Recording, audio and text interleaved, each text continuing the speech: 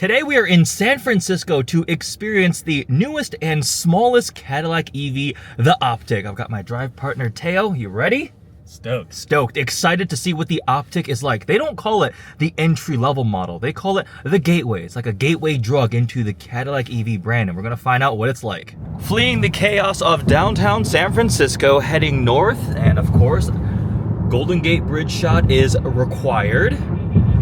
Can we super cruise on the Golden Gate Bridge, or is it once we're north of the bridge? We on it. Alrighty, hands-free super cruise enabled on the Golden Gate Bridge.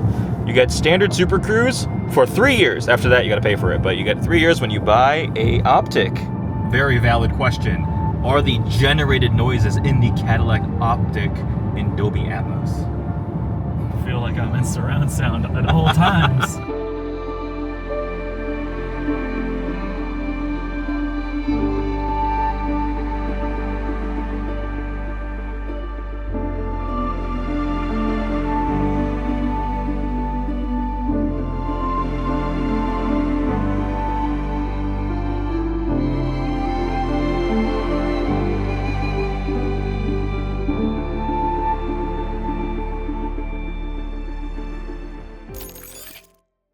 All right, we have the Golden Gate Bridge in the background and the Optic up front. So let's take an exterior tour and check out some of the design and styling cues. Forgive the wind noise, it's pretty windy right here, but you can immediately tell that this is a Cadillac EV crossover. They carry over a lot of these styling elements. Like up front, we have the shield-shaped grille, even though it's not a real grille anymore, it's a design element here. It's got the laser etching pattern, the lighting here too. There's a lot of lighting, welcome and goodbye sequences, the animation, these really thin indicators. The DRLs, the vertical DRLs right there, that's a signature Cadillac styling cue too. And this paint, this Nimbus metallic, is quite nice. I enjoyed it on the LYRIQ. My fiance Angel also really likes it too. I sent her a picture, she goes, that blue looks really nice, and I agree, a lot of metallic flake.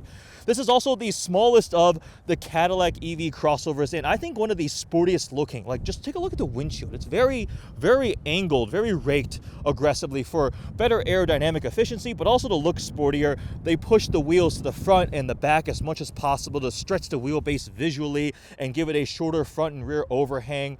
We've got 21-inch wheels in this gunmetal finish. This one is a sport also with blacked out trim all around with the optional black roof. The door handles that are rear hinged.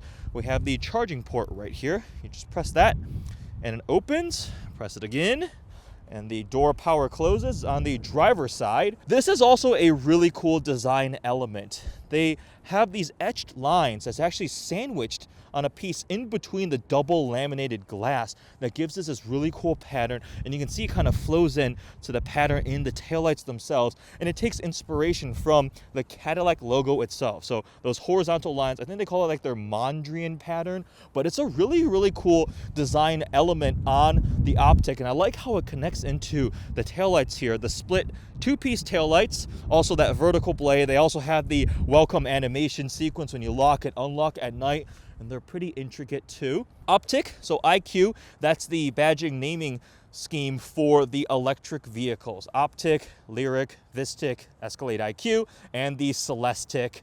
So you press the badge and the trunk opens. What is our trunk space like? Not bad. We lift this up, we have a bit more storage down here. This must be a home charger. For melons. That's for melons? That's what they told me. Wait, what do you mean they told you that's for melons? They specifically told me it's for melons. They measure cargo capacity in melons now? Okay, I guess if you're getting groceries and you have melons and you don't want your melons to roll away, we have pockets here on the side. You also have tie downs if you need to like strap your melons in with like a ratchet strap or something. We do have the, I'm like getting that stuck. Here we go. The cargo shield, the little cover thing that can hide your valuable melons here in the back trunk. You even have a speaker back here too, the AKG speaker grill. We'll do an interior tour in a moment. Go ahead and close that. So the two-part split taillights, they kind of cut through the bodywork right here. Really echoes the look of the other Cadillac EVs. They're doing a very, very good job tying their styling cues all together. 500 E4. How do I decode the letters and numbers on the back here? 500, I believe, is the torque in Newton meters. So you see that as a way of them standardizing the trim level. So you see 600, 1,000, whatever the number is on the back. E4 electric, 4 all-wheel drive. All the Optics are all-wheel drive only. Another cool thing is this rear spoiler element has a cut through right there. So you can put your fingers through there, you kind of see here. It is all to give it more aerodynamic efficiency. That's a big deal on EVs, right? You're trying to maximize your aerodynamic efficiency to therefore maximize your range. But it's a really good, sleek looking electric crossover. And I'm definitely a fan of the cool colors they're offering it in too.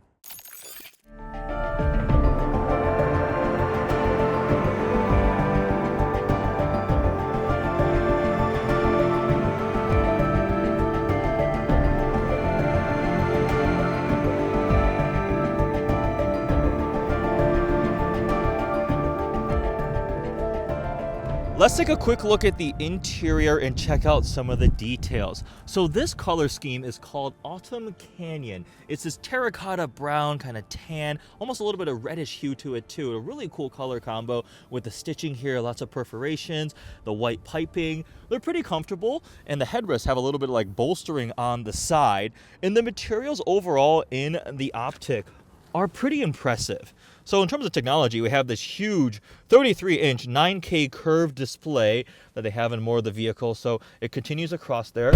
Go ahead, close the door, turn it on. You can see it wakes up. Really nice graphics. We have the built-in apps here, and it feels pretty well integrated into the vehicle. We have, of course, digital rear view mirror. I absolutely love these.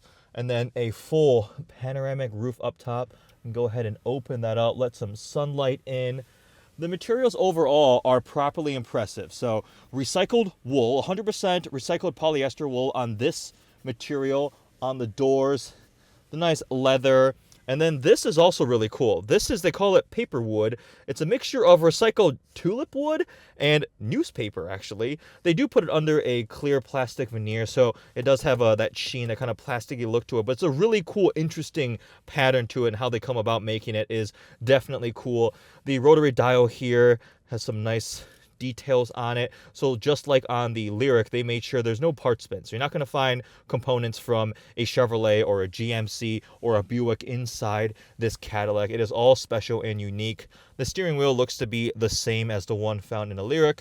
Super Cruise here, that regen paddle, and then their heated steering wheel, various controls here. A lot of gloss black here, so you can see there's fingerprints and smudges, but that just happens in a lot of these cars when they go to that, deciding that material finish.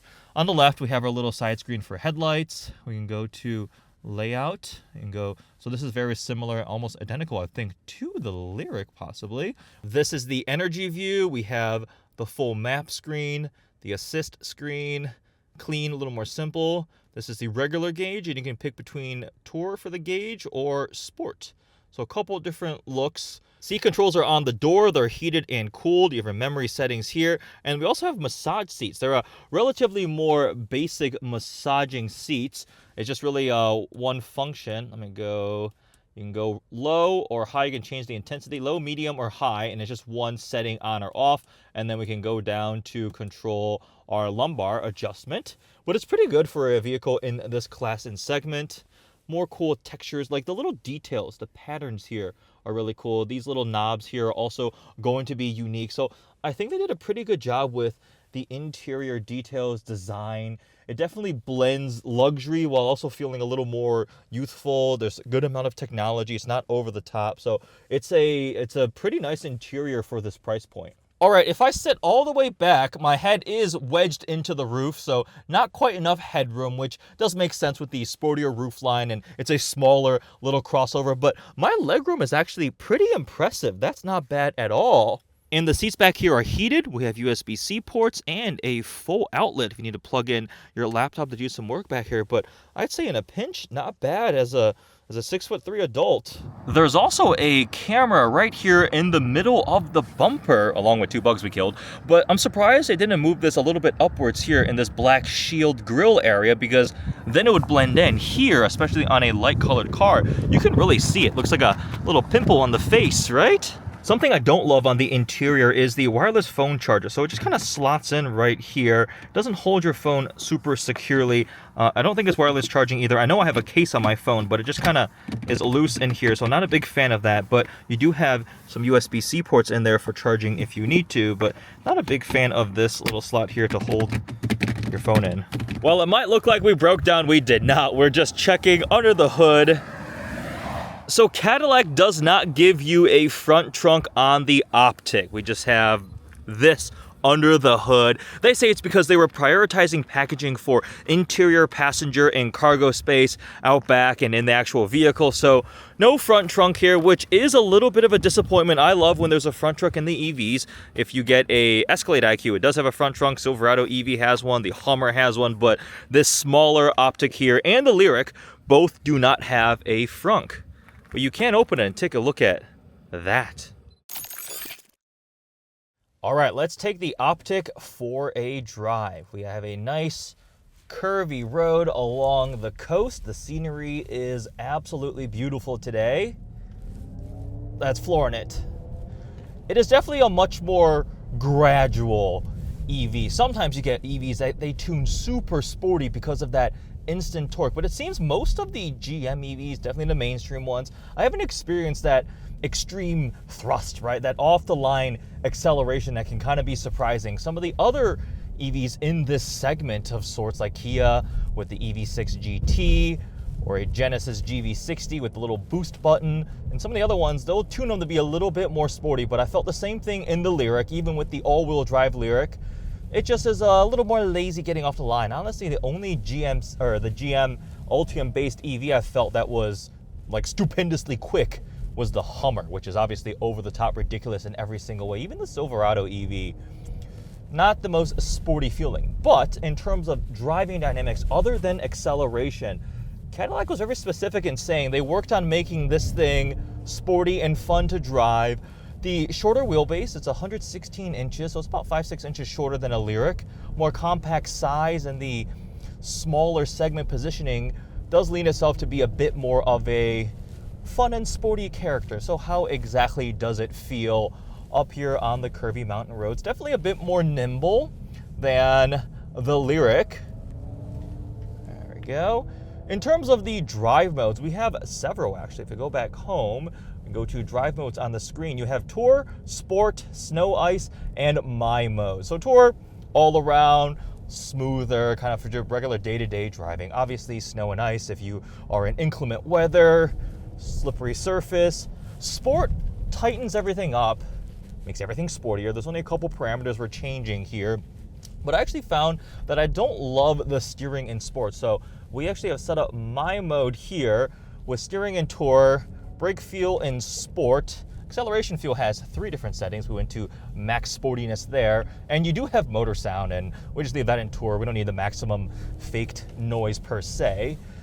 Steering is a bit better in Tour, and this is an all-wheel drive platform as standard. There's no base rear-wheel drive. A lot of the options in this segment come with a base rear-wheel drive trim, and then you can option up into all-wheel drive. But the Optic is just coming as all-wheel drive, single battery pack size, about 85 kilowatt hour. It's the Ultium platform. A little bit of tire squeal there, which allows them to play around with the modules. They're very modular in that way. So 85 kilowatt hour battery pack leads to an EPA estimated 302 miles of range, which is not bad, especially compared to some other options in the segment. Usually the numbers you see from the other EVs around this price point, actually most of them, they're going to quote rear-wheel drive with the largest battery pack they can offer to get that maximum range.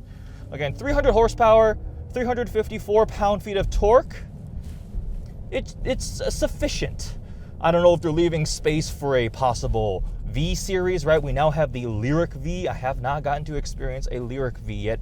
Definitely interested to see what a electrified Cadillac V series feels like.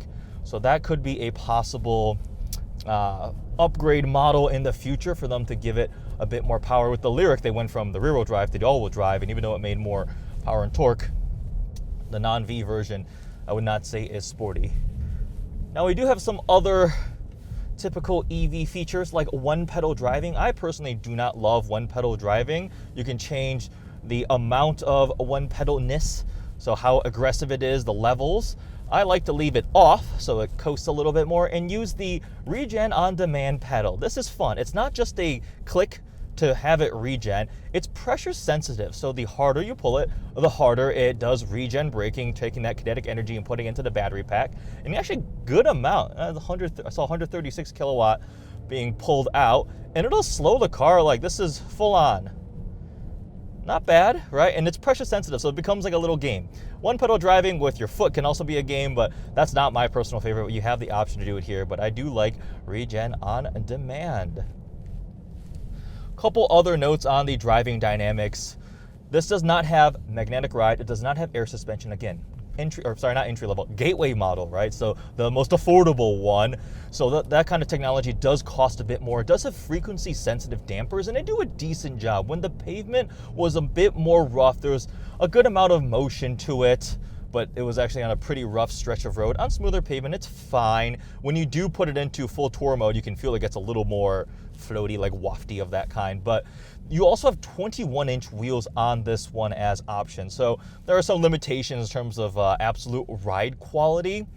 Now, this does have dual compound all-season tires that the engineers spent a lot of time working on to make it both efficient range-wise, which is very critical for an EV, but also still they wanted to give it a little bit of that sporty personality. Everybody I spoke to, from the engineers, the chief engineers, the marketing team, even the designers, were very clear in saying when this vehicle was first ideated, right? They're like, we're gonna make a small Cadillac EV crossover. It's gonna be fun and sporty and youthful. They're very aligned on that, right? So they're really trying to get to that point, and I think I feel it more in terms of more how it maybe feels around some of these turns around town, just because of the more compact size. Again, not in terms of absolute performance, power, capabilities.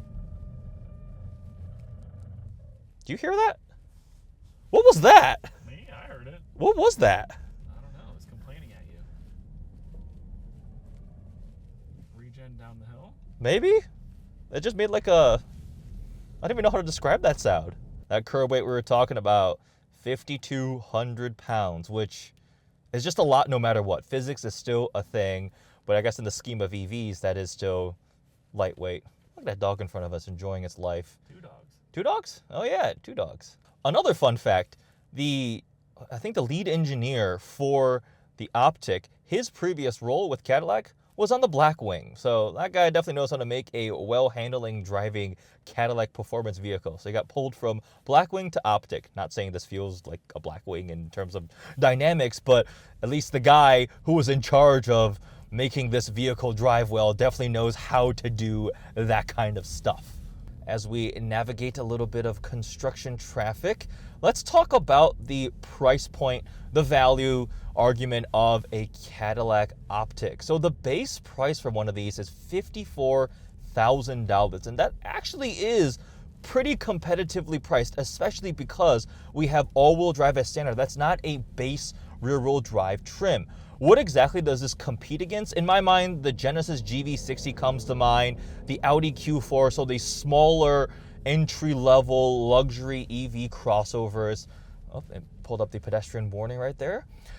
I would just include the Tesla Model Y because it's such a big volume seller, which they have just refreshed, compared to a all-wheel drive, long-range Model Y. The Model Y does have a little bit more range in terms of the actual rating, but it's also going to cost a bit more than this. This specific one here has been optioned to just over $60,000. We've got some paint, the interior, the wheels, a couple miscellaneous things, so about $5,000 of options on this. But even still, compared to GV60, even Audi Q4, I threw the Macan 4 in there, the Macan Electric. That starts way higher, 75 grand, but comparable range. That definitely makes a bit more power, and obviously the Macan keeps going up in terms of performance capabilities compared to this. I'd say this is actually a fairly decently good value. There's not a ton of bespoke options. A lot of stuff is standard. Super Cruise, massage seats, the 19-speaker AKG sound system with Dolby Atmos, which we have been playing around with during this trip, and it sounds pretty good when you do find a Dolby Atmos enabled track, right? It gets that immersion. We were at the studios yesterday getting to learn how they go about creating the Dolby Atmos tracks. We get to go inside a little studio room and see some demos and hear it on their amazing speakers and how they translated it into a vehicle. I will say NVH is also really, really impressive. So we have the double laminated glass all around. You can feel it there. So with the windows up, even at speed, wind noise and road noise is not too terrible. They also claim 5 best-in-class things with the Optic. So let me see if I can remember all of them. It's second row spaciousness, cargo capacity, Super Cruise, the 33-inch screen is the largest, and range in this segment. Those are the 5 for this very specific segment. But a lot of that stuff is standard, and I think that supports the fact that I would say it's a decently good value. It's going to be really important for Cadillac. The LYRIQ has started to do well, but I know there's incentives stacked on there, and I do like the interior of the LYRIQ. It drives pretty nicely. It's smooth. I've done road trips in it with Super Cruise, but the Optic being a bit smaller, slightly lower price point, they need this to succeed. And if you're looking for a luxurious, nicely styled, sleek, pretty filled with technology gateway crossover to the Cadillac electric lineup, the Optic is not a bad option. We're about to go from the smallest of the Cadillac EVs to the largest tomorrow, the Escalade IQ. I wish they called it EDIQ, because then it would have been Optic, LYRIQ, VISTIQ, EDIQ, CELESTIQ. That would have been perfect, but obviously they couldn't do that. I made that joke when I first saw the Escalade IQ, and nobody laughed, unfortunately. They probably heard that way too many times. But it'll be interesting to see how they call it the bookends of the Cadillac electric portfolio. Couple other things to note. We have 2 different trims available, luxury and sport. We are currently in a sport, but it's really just visual changes, darkening of trim for the sport and things like that. There's not differences in terms of the powertrain power levels. It's just slight changes to the personality from visual identifiers.